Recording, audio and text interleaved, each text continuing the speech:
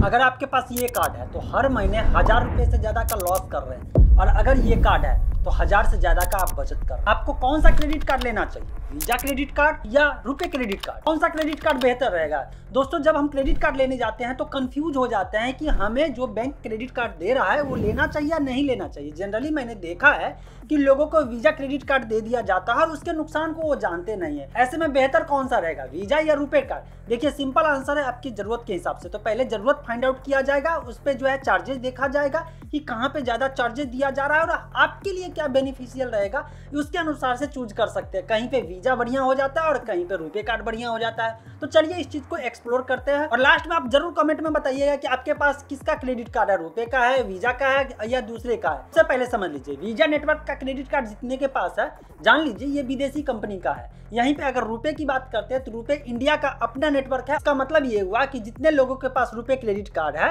वो सब के सब सरकारी रुपए क्रेडिट कार्ड का नेटवर्क इस्तेमाल कर रहे हैं। लेकिन अगर वीजा का कर रहे हैं या अमेरिकन एक्सप्रेस का कर रहे हैं या जिसका भी आप कर रहे हैं, रुपए क्रेडिट कार्ड को छोड़कर के जो भी है अभी मार्केट में सबसे ज्यादा पॉपुलर, वो सब के सब अमेरिकन है या विदेशी कंपनी का है। इसका सीधा सा मतलब है कि जिस कंपनी का नेटवर्क का आप क्रेडिट कार्ड इस्तेमाल करेंगे उसको बेनिफिट जाएगा। अगर रुपए क्रेडिट कार्ड का करेंगे तो रुपए को जाएगा, और अगर वीजा को करेंगे तो वीजा को जाएगा। अब आपको मन में आएगा कि यार कोई ना कोई तो पैसा ले रहा है, तो सबसे पहले समझते हैं चार्जेस की बात। जैसा कि आपको मालूम है कि वीजा क्रेडिट कार्ड विदेशी का है तो इस पे जो है चार्जेस ज्यादा हो जाएगा। लेकिन अगर रुपए क्रेडिट कार्ड इस्तेमाल कर रहे हैं तो आपको एज कंपेयर टू वीजा या अमेरिकन एक्सप्रेस या दूसरे क्रेडिट कार्ड नेटवर्क का इस्तेमाल करते हैं उससे आपको सस्ता पड़ेगा, फी भी सस्ता लगेगा। साथ साथ जो है आपको ईयरली जो एनुअल फी लगता है वो भी आपको सस्ता मिलेगा। मतलब सीधी सी बात है कि आपको सस्ता चार्जेस देना है, ज्यादा चार्जेस नहीं देना है या कंप्लीटली फ्री करवाना है, तो आपके लिए रुपए क्रेडिट कार्ड बढ़िया है। लेकिन फिर वीजा क्रेडिट कार्ड भी तो लोग इस्तेमाल करें, वो लोग बेवकूफ थोड़ी ना। आपके मन में आएगा यार वीजा वाले भी तो है ना, अब समझिए उसका इस्तेमाल कहाँ होगा। जैसा कि आपको मालूम होना चाहिए कि क्रेडिट कार्ड का एक्सेप्टेंस भी होना बहुत जरूरी है। ऐसा कार्ड आपके पास हो जाए जो लोग एक्सेप्ट ही नहीं करे तो उस कार्ड को लेकर क्या करेंगे। सपोज दैट एक ऐसा कार्ड है, एक ऐसा नेटवर्क वाला है जिसका क्रेडिट कार्ड आपके पास है, लेकिन लोग जो जितने भी मर्चेंट है या जितने भी शॉप है वो सब कोई एक्सेप्ट ही नहीं कर रहा है। अब क्रेडिट कार्ड जो ले लिए हैं उसका फी जीरो है, ट्रांजेक्शन फी जीरो है, प्रोसेसिंग फी जीरो है, एनुअल मेंटेनेंस चार्जेस जीरो है, सब कुछ जीरो है, कोई चार्जेस नहीं है। लेकिन उसको कोई एक्सेप्ट नहीं कर रहा, ऐसे कार्ड लेके क्या करिएगा, है ना? मन में सवाल आएगा ना।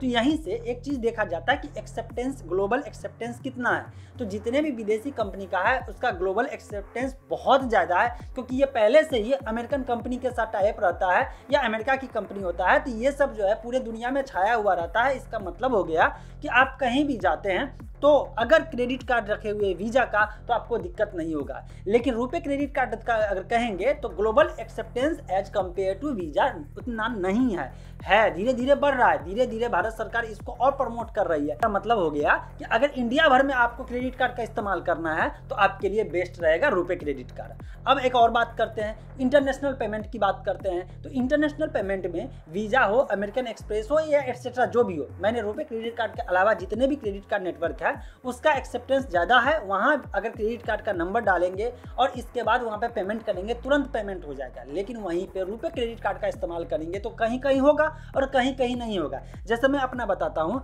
एक पोर्टल है जहां से मैंने कुछ परचेज किया इंटरनेशनली। अब वहां पे वीजा क्रेडिट कार्ड से पेमेंट कर रहा था, हो रहा था, लेकिन रुपए क्रेडिट कार्ड से डायरेक्ट कर रहा था तो नहीं हो रहा था।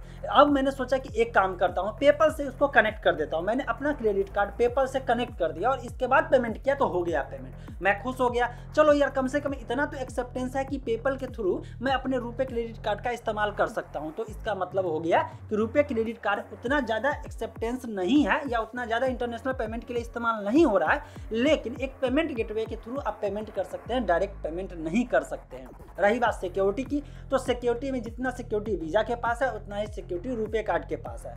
अब एक चीज यहाँ पे आएगा कि हमारा डेटा का सिक्योरिटी कितना ज्यादा होना चाहिए, यहीं पे खेल हो जाता है। जैसी कंपनी का अगर आप क्रेडिट कार्ड नेटवर्क इस्तेमाल करें तो सिंपल सी बात है, ये कंपनियां आपका डेटा लेकर के अपने देश में जाएगा और जैसे मर्जी होगा वैसे इस्तेमाल करेगा, जब तक कि अपने देश में सरकार के द्वारा कोई ऐसा data protection law implement forcefully नहीं किया जा रहा है कि इंडिया का जितने कस्टमर है उसका डेटा इंडिया में ही रहना चाहिए। अगर ऐसा नहीं होता तो ये लोग आपका डेटा लेगा और चला जाएगा और ज़्यादा से ज़्यादा चांस बनता है कि फ्रॉड हो जाएगा। ज़्यादा से ज़्यादा फ्रॉड कहाँ का होता है, गौर किए होइएगा, जिसके पास वीजा, अमेरिकन एक्सप्रेस टाइप का क्रेडिट कार्ड होगा उसके साथ ज़्यादा से ज़्यादा इंटरनेशनल फ्रॉड होता है, क्योंकि ये हर जगह एक्सेप्टेंस इसका मिला हुआ रहता है। तो इसका जैसे ही डेटा लीक हुआ ऐसे ही इसके अकाउंट से जो है पैसा गायब हो जाता है। लेकिन रुपए क्रेडिट कार्ड का क्या है, इंडिया के अंदर ही इसका इस्तेमाल ज़्यादा होता है। ऐसे में अगर विदेशी कोई अगर आपका अकाउंट का डिटेल चोरी भी कर लेता है और वहाँ ट्राई भी मारेगा पेमेंट करने का, तो नहीं होगा, उसको हर हाल में इंडिया के अंदर ही पेमेंट करना पड़ेगा। अदरवाइज कहीं अगर लिंक करता है तो लिंक करने से पहले वेरिफिकेशन करना पड़ेगा। तो एक तरह से सिक्योरिटी के मामले में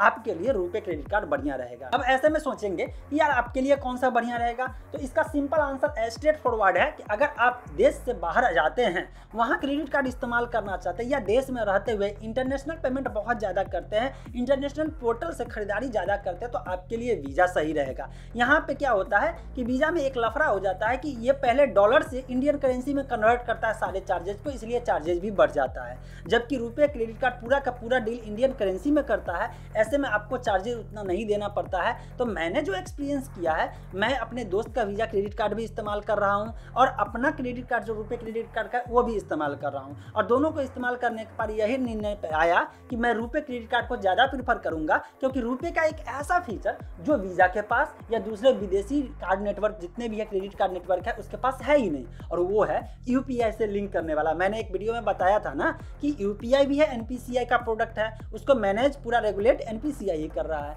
और रुपए क्रेडिट कार्ड है इसको भी एनपीसीआई कर रहा है। तो यूपीआई और एनपीसीआई का रुपए कार्ड ये दोनों लिंक करने का ऑप्शन दे दिया कि अगर आपके पास रुपए क्रेडिट कार्ड है तो आप जितने भी यूपीआई ऐप है, फोन पे, गूगल पे एटसेट्रा जो भी है, वहाँ पे अपना क्रेडिट कार्ड नंबर डालिए, उसको लिंक करिए और कहीं भी मर्चेंट क्यूआर कोड है उसको स्कैन करिए और वहाँ पे क्रेडिट कार्ड से पेमेंट कर लीजिए। कैशबैक भी मिलना शुरू हो जाएगा आपको और रिवार्ड भी मिलना शुरू हो जाएगा। अब अगर ऐसे में देखा जाए बचत और सेविंग के मामले में, तो आपको रुपए क्रेडिट कार्ड से ज़्यादा सेविंग हो रहा है, क्योंकि जिस ऐप का इस्तेमाल करेंगे वो भी आपको कैशबैक देगा, रिवार्ड देगा, ऑफर देगा, कूपन देगा। और दूसरा, आपको क्रेडिट कार्ड जो अपना आप इस्तेमाल कर रहे हैं, जिस बैंक का इस्तेमाल कर रहे हैं, इस्तेमाल करने के कारण वो रिवार्ड और पॉइंट जो भी मिलेगा वो तो आपको मिलेगा ही मिलेगा। तो डबल फायदा भी मिलेगा और साथ साथ जो है इस्तेमाल करना आसान भी हो जाए। हर जगह आपको क्रेडिट कार्ड लेकर के घूमने की जरूरत नहीं है, फोन पे है, डायरेक्ट स्कैन करिए, पेमेंट करिए, बात खत्म हो जाएगा। रही बात वीजा या दूसरे नेटवर्क की बात, तो ये देखिए पैसा लेकर के जाएगा तो विदेश के पास पैसा जाएगा, ये पैसा तो चार्जेस लेगा ही लेगा। और यहीं पे अगर आप रुपए क्रेडिट कार्ड इस्तेमाल करें तो इसका मतलब है